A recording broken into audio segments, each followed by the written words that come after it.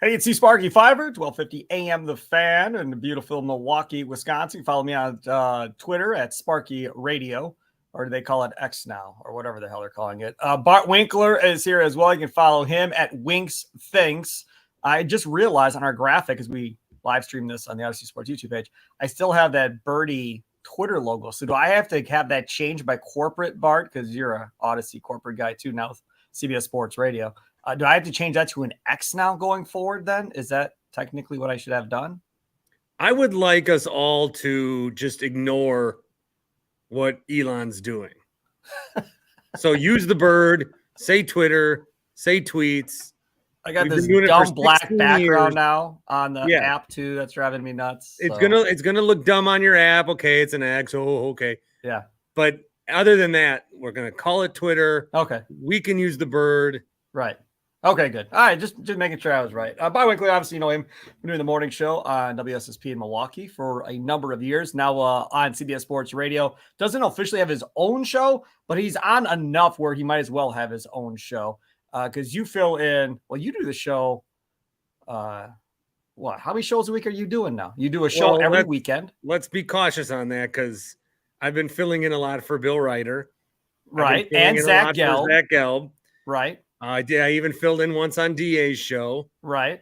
I have a Sunday afternoon show. So you just need to fill in for Rome, and you've got it. You've got everybody then. But all that goes bye-bye during football season when no one takes off. That's correct. That's true. So, but you'll still have the weekend show, right? No, Eye on Football. Oh, Eye on Football. Zach Gelb's 7-hour marathon. Yep. That's what you have to do. You have to weasel your way in and be like, Zach, come on, man. You need a co-host. I'll co-host with you. You and I will do the 7 hours absolutely together. not. No, I do not want to work a Sunday show during football. A log show. No, I need to be on the couch for that. All right, let's talk about the Green Bay Packers, Bart Winkler. And so far, early thoughts on what we're seeing at training camp. I am happy so far of what we've seen from Jordan Love. I know he struggled a little bit on Tuesday. Didn't have the greatest of days, 6 of 13 or something like that. I think I saw. Wasn't a great day for the ones, but overall he played great on Saturday, played great on Monday, able to throw that deep ball pretty consistently early on in training camp. Now, again, you know, haven't played a preseason game yet, haven't had the inter-squad scrimmage yet to really kind of see what this looks like. But I'm pretty encouraged so far, Bart. I'm encouraged too, and it makes me really want to get out in front of what might happen if Jordan Love is good. To go back 3 years ago, I did not like the pick. Right. I didn't like the strategy around it. And you're filling in for Ryan Horvath is perfect. Did you also want the wide receiver T. Higgins from Cincinnati like Horvath? Yeah, I think I didn't want him specifically. Okay. But I think we thought maybe Justin Jefferson would fall, which he didn't. But I think we wanted a weapon. We wanted a guy. If we thought if the Packers thought they were a piece away, then get somebody that's going to be that piece, and the draft is the tools for that. Now, you know, was Jordan Love fine? I would have taken a quarterback there if Tua fell, or remember we talked about that, right. Something crazy. Jordan Love though, you know, I didn't know. So didn't like the pick, didn't like the reasoning behind the pick. All that being said, here we are now 3 years later. Jordan Love is the quarterback. And I think what's interesting is everyone just assumes he is going to be bad. Everybody, they do these tiers, or they do these predictions. DraftKings already has their week 1 lineups that you can build already. And so they value the quarterbacks. Lamar Jackson's $8,000, Burrow's $7,900. So what's the daily salary allotment for something like that when you do daily fantasy? So to put it in a perspective of how much the quarterback actually takes up of the salary you have. If you take a good quarterback, you're going to eat up a good chunk of your 25%. 20%. Okay. All right. Fair enough. Right. But why I bring that up is, and this is all that you really need to know to understand where I'm going with this, is Lamar Jackson is $8,000. Jalen Hurts, $7,800. Fields at $77, because statistically he'll get you the rushing. Yeah. Herbert 69, Lawrence 6,500. An average quarterback is going to be about 5,700. That's where they put Matt Stafford, Bryce Young, and CJ Stroud, 5,500. Ryan Tannehill you can get for 5,200. Jordan Love you can get for 5,000. Ooh. So I'll be playing a lot of Jordan Love lineups, but everybody doesn't know. And then if you're going to make an assumption, you're going to assume like Justin Fields is $7,700. Jordan Love's $5,000. It's just that he's very low on that. He's low on tiers. He's low on expectations. He's low when people predict the Packers record. Everyone is trending for Jordan Love to be at best average. And I don't think the league is ready, and people around the league, fans, I don't think that if Jordan week 1 and throws 3 touchdowns, people aren't going, nobody's preparing for that. Correct. Everyone's preparing for Jordan Love mediocre, Jordan Love, maybe 2 touchdowns, 2 picks, beat the Bears, kind of transfer ownership. Yep. No one's preparing for Jordan Love not even top 10, top 15 quarterback. No one's preparing for him to be one of the above average quarterbacks. So if that happens, I think it's going to be because, this year's about development and getting back to, whatever and bringing everybody along. And we're not thinking Super Bowl here. But what if Jordan Love is good? Nobody is prepared for that question to even be asked. I'm just saying, if week 1 comes and you get the Bears and Jordan Love throws for 325 and 3 touchdowns, Mountain and they Dew throw cheers. up 30, huh? Mountain Dew cheers. Oh, Mountain Dew cheers. Yes, I have a Mountain Dew as well. Thank you very much. Diet. Counting Yeah, calories. I hate diet. Zero I'll drink. I can't handle the diet Mountain Dew. Oh, Zero's way better than diet. Yes. Way. Yeah, way better. Yes. So anyways, this thing with the Bears and Packers, look, if he throws up 325 and throws 3 touchdown passes and they throw up 30-some points, people are going to freak out because that is going to be, first of all, Bears fans are going to cry because they're like, okay, either our defense is that bad, or if he makes some great throws, it's going to be like, oh, no, they got another one. That's when you're going to get all your general reaction. Now, if he goes into that game and throws 3 picks and they get hammered by the Bears, then everybody's going to be like, oh, good. He does suck. Yeah, we were all right. There's going to be a lot of takeaway right away in the first week. People will project the rest of his career, Bart, based on what happens in the first week of the season against the Bears. You can pretty much mark that one down. That'll be annoying, even if he is good. Like, if he's good, I don't want to hear the transfer ownership thing because Rodgers on the Bears. No, I don't want to do that. It's going to be one game. I hate that they're playing the Bears week 1 for either outcome. I don't want to be Packer fan that, we don't know because I still think, and everybody's doing this now around here. Everyone's like, oh, Justin Fields sucks. I don't think he is. I don't think he sucks. And I don't think he's going to suck. And I would be cautious about that. The Bears, I definitely don't think he's an MVP candidate like some people are saying. No, I wouldn't do that. But I do think the Bears and him are on a nice, like, slow progression. I don't think the Bears are gonna, go. I don't know. If you actually look at the Bears' schedule, though, it is not hard. You're right. If Justin Fields is even remotely fine, they could win 9 games like easy. I don't think we're prepared for that either. All these teams, like, everyone could finish 9-8. And all like feel good about it, which is going to be interesting in this division. The other thing I want to get your thoughts on that we really haven't talked about much, but I'm seeing it now, again, because I'm not at Lambeau. So I'm seeing all these different writers doing play-by-play tweets of what's going on. By the way, y'all do a much better job covering this team than some of these other beat writers do.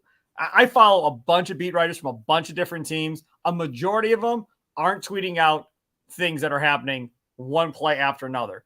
They all do the Packer beat writers do a great job of that. A lot of these guys are tweeting out positives, not really a bunch of negatives. And maybe they sum up the negatives in one tweet after it's all done and really don't tell you what's going on or how it's playing out. I think Packer beat writers do a great job of that. So please keep that up for those of us that aren't there. But I've seen now several times, and in fact, I don't remember seeing one tweet positive about this, where they're running designed runs for Jordan Love. And every time they've run a design run so far in training camp of the tweets that I've seen, it's been stuffed and read immediately by the Packers defense and the Packer linebackers. That's something they didn't really do a lot of with Aaron Rodgers. They did some of it with Jordan Love and the spurts he's played during the regular season a little bit. And I wonder how much of that is going to be a part of this offense as far as how much are they going to ask Jordan Love to carry the ball on purpose when he is back there. Because I think a lot of Packer fans look at Jordan Love and think stationary, drop back quarterback, not going to run unless he has to run. And when you start seeing in training camp designed runs for him, that tells me it's probably going to be a part of the playbook, Bart, going forward. No, then some idiots, I don't know who they were, but I remember like year one, people are like, are they going to have a design package for Jordan Love where they like Taysom Hill him? And where did that even come? Like no one even, but all of a sudden that became a talking point for a week. To give a Sparky-esque plug of my podcast, the Bart Winkler Show podcast, I just had Packers.com's Wes Hodkiewicz on the Bart Winkler Show podcast. That can I vent about something? Please, can I please vent about something? Because that pisses me off. I'm going to vent now. Like you always vent and you lose your mind. I'm going to do it this time. Nothing pisses me off more than when we had a radio station, which, by the way, I miss our radio station and our staff. I was just talking with Gary Ellerson this morning. Bring it back. Yeah, I'm trying. But when we had a radio station, Hodkiewicz was with the Press Gazette. Hodkiewicz gets the Packers job. Sweet. Wes Hod. Here we go. Let's do it. Oh, no, dude. I can't do anything other than Packers stuff. You can only do Packers.com. That's all I can do. I can't do radio. That's it. And sure enough, he hadn't done any radio necessarily. But that I don't understand that. Get him on your pod. He does pods all the time. Maybe I can, yes. But I'm just saying, why would the Packers shut down him doing radio and promoting their product on their website? Like, it makes no sense to me. I've had nowhere to vent about this, but I'm venting now. I do not understand from a Packer perspective. He does every pod he's ever asked to do. Why wouldn't Wes Hodkiewicz have a week? Matt Schneidman just got a weekly radio gig on a station in Milwaukee. Wes Hodkiewicz should definitely have a weekly gig on a radio station in Milwaukee. That station in Milwaukee gave the keys to Matt Schneidman. My God. They did. They gave him his own show, the whole deal, which is fine. But Hodkiewicz should have some type of presence. And to say no, and well, you'll only know about him if you follow him on social media or go to the Packers website. It's just arrogant, I think, on the Packers' behalf of not letting him do any type of radio or anything like that. So there, I'm done. I've vented. But that's awesome that you got Wes Hodkiewicz. How's he doing? He's doing very good. Very well. I love Wes Hod. Go short people. Big fan. We stayed at the same hotel in Canton for the Hall of Fame a year ago. Yep. And saw him there and then had him on the podcast. But what I was talking to him about, and I did a great job because I looked at his recent column before I asked him a question. Good idea. He could give an answer on his recent column. That journalism 101. Yeah, good. But he talked about like the different skill guys and all this. And so what I think is for the Packers to be the most efficient on offense, they need to be a bad fantasy football team. They need to be a team that outside of Jordan Love, if he's going to run, if he's going to throw, whatever, Aaron Jones, A.J. Dillon, Toure, Dobbs, the 4 tight ends, Watson, they need to be a team where, like, you don't know who to pick because everybody's having their own day. Like, this week is a Dillon Dobbs week. Next week is a Musgrave Watson Jones week. The more they can get the ball to different guys, I mean, if they have between the tight ends, even DeGuara, between the tight ends, 15 touches between the 4 tight ends. If they do the running backs, 30 touches between the 2-3 guys, the wide receivers, 20 catches between 5, 6, 7 guys. I don't think Watson's going to be like a guy that has 100 catches, but I think there's going to be, he might have 75, and then Dobbs might have 70, and then Reed might have 50. And I think the more they can spread that around, I think the better it'll be for Love. And if they're going to put in this wrinkle where he can also have like design runs, which you're seeing a lot of quarterbacks do if they can do it, I think that'll be great too. So the more, and the more that we like for the first month of the NFL season or whatever we're in, it's all positive. Like you might feel a certain way about the team, but then after 3 weeks of just watching them practice, you're like, oh, we're going to be so good. Now, if they get waxed in the preseason game, we'll be like, oh, okay. But it's a lot of like optimism, and it should be because this team isn't Like they're not a bad team. They're a young team. They're an inexperienced team. I still want to know what's going to happen with I don't know if Matt LaFleur is a good coach or not. I don't. And we'll find out all that. So again, to go back to the kind of theme that I think we've talked about, but we always mention, it's just going to be an exciting year to watch football.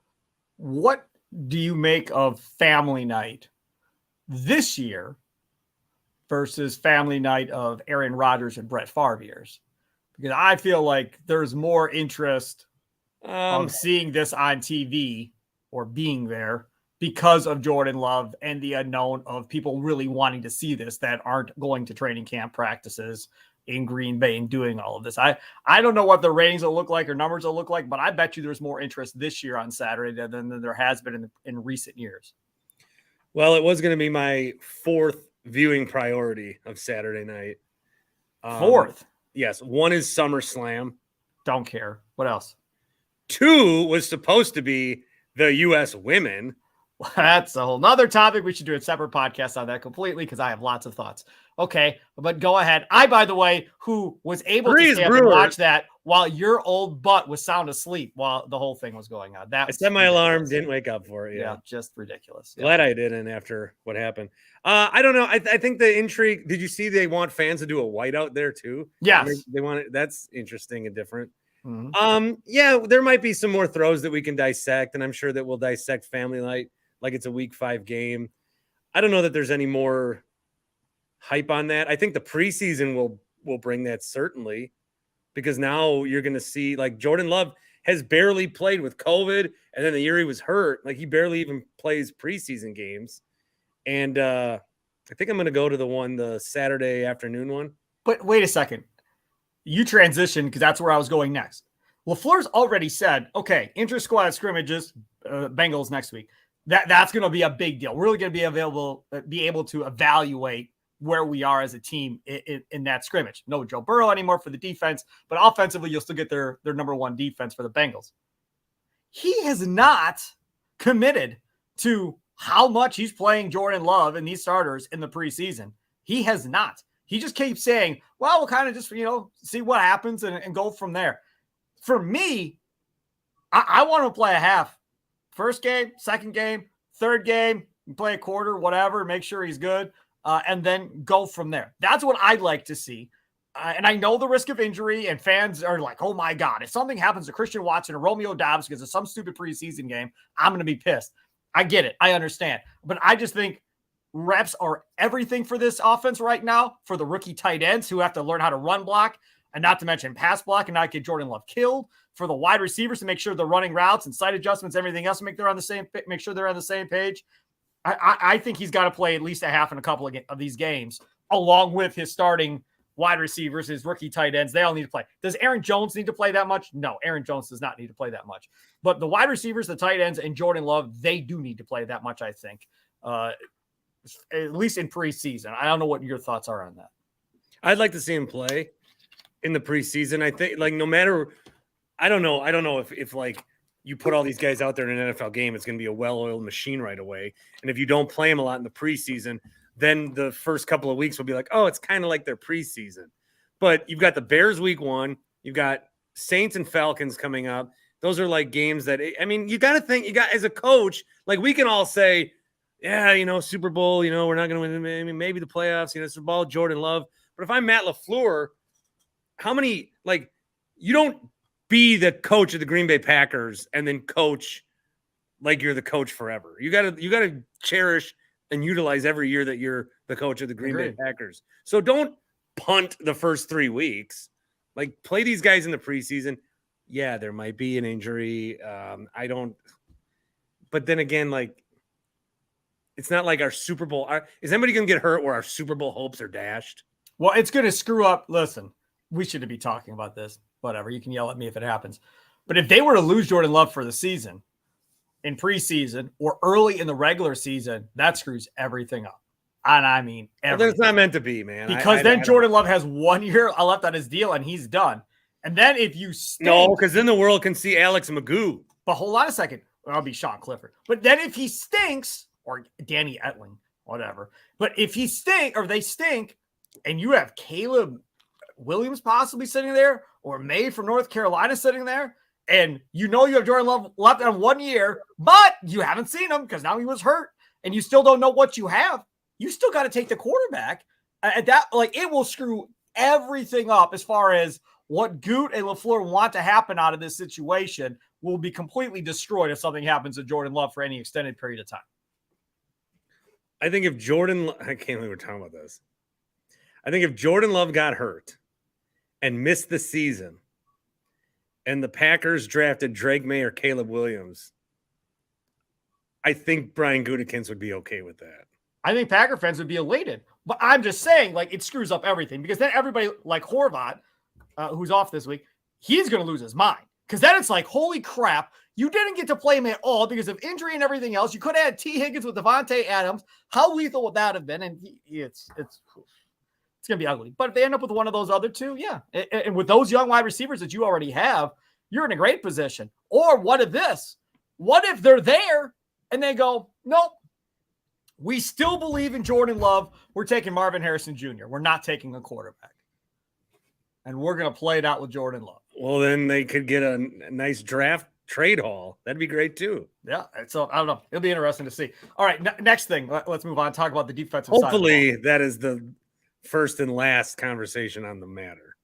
You got negative Bart, negative Sparky. It's going to happen. Hey, let's talk a little bit about the defensive side of the ball and this idea of Kenny Clark not playing the nose anymore. And them going to play TJ Sladen at the nose, and Kenny Clark's going to play that power end spot, which means he's going to be going up against tackles instead of centers and guards going forward. How do you think this impacts Kenny Clark's production by moving him out there? I've got a friend who thinks Kenny Clark is the worst player we've ever had on our team. No, he's an idiot. And he won't stop about it. Stupid. And what I would like for Kenny Clark's a tough guy where his production isn't you can't look at the stats. His production doesn't show up by his production. His production shows up by what he does for other people. Right. And if he can play the end, and I'm having a hard time picturing it, but it'll be cool if it works. If you can play the end and have that kind of production, well, then you might have I don't. Let's talk about I am having a hard time seeing it. Let's talk about his contract situation. His cap hit this year is only $12.9 million. Nothing, right? Kenny Clark. Next year, his cap number goes to $27.4 million. His dead cap number next year is $24.2 million at that point. So it'll be interesting to see how this all plays out. That's a gigantic cap number for a guy if he's not averaging double-digit sacks. That's a huge cap number for a guy if he's not averaging double-digit sacks. And they're putting him out there, I think, with the belief that maybe Sladen will get more push than Clark. And I think that's a fair belief. He's a bigger dude. He's going to push people back like Gilbert Brown. Sorry, Gilbert. I know you don't like that type of stuff, but he's going to get that type of push, right? Or at least that's the expectation, providing, he's balling and playing hard every snap. He's going to be able to push these guys back into the quarterback. Like you said, probably won't get a ton of sacks, but he's going to push guys. Now you're hoping that Kenny Clark's quickness will still work out on the outside, playing that power end position. Will it or won't it? I don't know. But they're not in a position to trade him. The dead cap number this year is like $34 million. So they have to play him kind of going forward. Devontae Wyatt, it's early, but he looks like he's taking a big step forward too, Bart. Second-year player out of Georgia. Well, good. They need him to. First-round pick. Yep. Yeah, and last year he didn't play much in the first half of the year and then finally started to play in the second half of the year. I think a lot of people with the defense and Van Ness, liking some plays that he has. He's played well, yep. Outside of maybe the question about who's starting at safety, I think people could be getting more excited about the defense if there wasn't the Joe Barry glass ceiling. To a degree. But that Carrington Valentine, the seventh round pick, he's balling out right now, that corner, and playing way better than I think anybody thought a seventh round pick would do to this point. I think maybe he's this year's Sam Shields, even though Shields was undrafted. But he's really blown up. Now, again, we'll see. Preseason games come, inter-squad scrimmages. We'll see if he hangs with these other wide receivers on these other teams. But to this point, he's played really well. The question, I think, has still not been answered. What are they going to do at safety? That, I think, is the biggest question. Who are their two starting safeties going to be, Bart? I don't know. It could be Owens. It could be, I guess Rudy Ford's having a nice camp. I don't know. I guess Adrian Amos isn't even like the one on the depth chart with the Jets. Right. Yep. So it's not like he was a big loss. And then Savage. Who's the guy they just cut? Didn't they just Garvin? He was a safety, then they made him a linebacker, then they cut him on his birthday. No, he was a outside linebacker, and they made him to a defensive lineman, a down lineman. Who was the safety they converted? To linebacker? Yeah. That was that Tyreek Carpenter? Oh, maybe. I think that's who that was. I'd have to look. But anyways, yeah, I mean, so from that perspective, I think safety is a big play going forward here as far as them not making mistakes, communication issues, and all this other stuff. I thought Ford played well last year in the time that he had. And Savage has just been a consistent struggle going forward. And then Keyshawn Nixon is the other guy. He's playing on offense. He's playing on defense. There was talk of him maybe being that slot guy, but he's been getting beat in camp to this point. I haven't heard of him making any gigantic big plays in this camp. So that's another question as far as who's gonna fill that star role in Joe Barry's defense this year. Is it going to be him? Are they going to go to Valentine, the 7th round pick, to have him play it? And then you're still waiting on Stokes to come back, who's not practicing. If you just look at the depth chart, like the starting defense, the starting 11 for the Packers looks. I thought last year the defense. What did I say last year? Last year I said there will be at least 3 occasions where you call your favorite Packer fan and cry about how good this defense is. I thought they were going to be so good, and then Barry ruined it all. So I think, yeah, this is fun to talk about, and I think that there's a lot of guys that can step up, but how are they going to be utilized? Let's talk about special teams. I complained about this on the podcast Monday. I do not understand how Brian Gutekunst, with the brain in his head that he was given by God to use, how you can possibly think that having one field goal kicker in camp who's a rookie and having no competition for this dude in Carlson makes any damn sense at all. Like, I don't get it. I know there's a relationship between Bisaccia and the Carlson family because he had his brother with the Raiders. I get it. But to say you're not even bringing – they brought in competition for Crosby every damn year. Everybody knew nobody was beating out Crosby, but they brought guys in, and this kid gets no competition? I mean, Whelan is challenging O'Donnell right now for a punter. I don't get that. Like, I understand, okay, he's my guy, I'm friends with his family, but no competition? Isn't he missing a bunch of kicks, too? He's missing them all. Yes. Right? If you can't make him this. You don't want to get him cut, so you're not going to bring any competition in? Like, is there a fear that if he ends up on the practice squad and isn't there in week 1 that somebody's going to snag this dude and sign him and have him make him their everyday field goal kicker if he's on the Packers practice squad? Well, that's I guess I wouldn't be too concerned about it. Well, no, I agree with you, but it's weird when teams build up, like they spend all this energy and effort on, quarterback and the wide receiver room. And, you see the Brewers do this sometimes where they need this and need this and need this, but for first base, it's like, I don't care. We don't care. Yes. How can you really like materialize and focus? And then for certain positions for kicker, just be like, nah, we don't care. We just let this guy care. How can if you don't care in one part, to me, it's like saying you don't care about the whole thing. Right. We don't. And then you want to complain about special teams. Right. Yeah, we don't care. Well, I don't know. What do they think they're going to get Mason Crosby out? Is Mason Crosby going to be the new Brett Good, where he never comes to camp and then he just signs week 1? I'll take it. Absolutely. I'm there now. Crosby's washed. I'm there. Listen to me. If Carlson goes out in first 2 preseason games and is missing kicks, I'm done. Mason, come on back. Here you go. Good luck to you, Anderson Carlson. You're going to be on the practice squad. Somebody picks you up. Good luck to you in your future endeavors. Otherwise, you're going to sit there and we're going to have Mason Crosby be your tutor for a year. That's how this is going to play. Absolutely. I am not. Let me explain to you where I'm at. I'm not having this team win 6 games during the season because Carlson missed 4 possible game-winning kicks.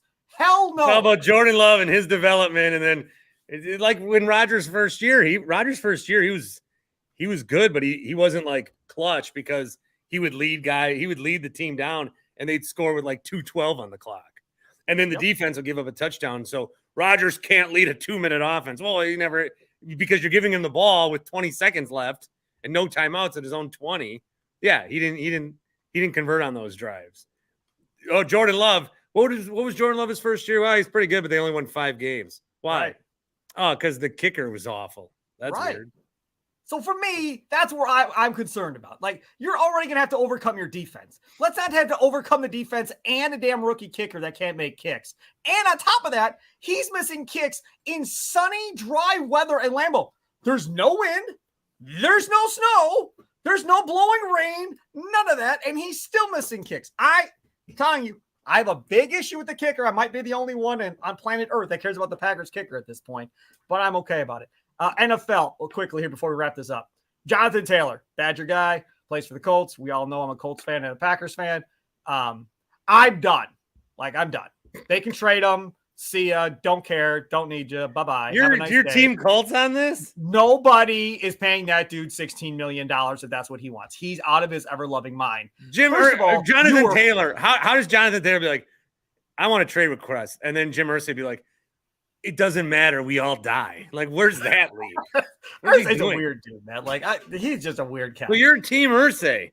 Yeah. I'm team. I don't give a damn about Jonathan Taylor. Wow. Listen, they're not going to win a Super Bowl this year. They're not going to win a Super Bowl next year, and probably not the year after that, because they don't have weapons on offense for Richardson to play with. Michael Pittman is probably a 2 on a championship team. He's not a true 1. So you don't have enough on offense to begin with. So if I can get a second-round pick for Jonathan Taylor, good luck to you wherever you're going to go. I saw a thing on Twitter today by a Chicago writer saying Jonathan Taylor would make sense for the Bears. True. Absolutely. I'll take Chicago's second-round pick. You can have Jonathan Taylor, and we'll call it a day. Because the Colts aren't close enough for this to be a sideshow distraction the entire season. Then their backup, Zach Moss, breaks his arm or whatever, and now he's toast. So now they're playing with literally nobodies, and I think the Colts are fine with it. Like, okay, whatever, but we're not going to move on or budge on this. I'm sorry. If somebody's willing to give me a second-round pick for Jonathan Taylor, see you later. Have a nice day. There's no way. Ask Aaron Jones what the running back market looks like. Ask Jonathan Taylor, who's just on this big. That cracked me up, too. We're going to have a conference call of all of our running backs and complain about how much we're getting paid. And what came of that? Not a damn thing. Because my thought was this had to be like the worst meeting of the minds ever, with all due respect, because Saquon Barkley then took like the same deal, just readjusted the money 2 days later. Right. They must have all been on this conference call and said, what do you want to do? Well, I can't really do anything. Oh, okay. And Austin Eckler being the one to lead this whole like issue that running backs are interchangeable. He's kind of like one of the pioneers of that. When Melvin Gordon held out, this undrafted dude all of a sudden is like, oh my God, we don't need, and now he's like, I want $89 million a year. The running backs, the thing about this is there's nothing they can do. First of all, like the top ones can hold out, and then people would be like, Lou Nichols all of a sudden. If Dylan and Jones hold out, he's like, I'm not holding out with you guys. I'm trying to make a career here. And then there's like the running backs. I saw Mike Florio, another bad suggestion, say no running back should show up for any camp. Do you know how different the NFL would look if there were no running backs? Like, not that different. You could still do jet sweeps. You could still do bubble screens. You could still have Travis Kelce run on 1st and goal. The NFL could survive without the running back position. Yes, they are very good, very talented. They are top athletes in the world, but that position has gotten neutered. Once there was the phrase, well, these passes are kind of like an extension of the running game. Once that phrase came into existence, the running back market died, because you can do things that you're trying to accomplish via the run, via the pass now. And that's just going to be how it is, man. There's no running back's going to make $20 million ever again. We played a piece from Dominique Foxworth's podcast. I think it was last week. I don't know if you saw the social media thing, but we played it on our podcast, Ryan and I, we talked about it. There's apparently a pool of money that the NFL has, and they write checks to players after the season for people that outperform their contract. They write them a check from the NFL to give them like a performance-based check. Dominique Foxworth said the 1 year, his rookie year, he played like damn near all the snaps. He said the performance check he got from the NFL was more than the whole rookie salary he had the entire season from the Patriots that year. Was more than what he made the whole year from the Patriots. How is that not more well known then? I don't know. But he said this year, that pool of money is $336 million or something like that they can pay out. He said, now look, I'm not trying to take away from what the pool is meant to be. He's like, but that's a ton of money. He's like, you can take part of that money and give it to running backs and just say, hey, look, if you accomplish A, B, and C, you'll get X amount of money to you. It kind of going forward in an additional performance-based check from the National Football League to pay these guys. I didn't know that thing existed until I watched him. Go look him up on Twitter. Dominique Foxworth. No, I'm looking it up right here. Last year, John Runyon was the 5th highest. He made an extra $800,000 at the end of the year. Dude, it's crazy. Josh Myers made an extra $630,000. DeMar Hamlin made an extra $650,000. Yep. So think about that. I mean, that's a lot of money that people don't know about. And you could take some of that money and go to the running backs with it. No, I think it's a great idea by Fox. No. Yeah. I don't think you can you can't. Sure you can. Why because not? Then the linebackers are going to say, well, what the hell? And then the safeties are going to be like, hey. And then the long snappers are going to be complaining. True. Like, oh, no, there's only 10 of us that know even how to do this skill. Yep. You can't do that. All the other positions will throw a fit that if you take care of the running backs separately and specially. Yeah, you're right about that.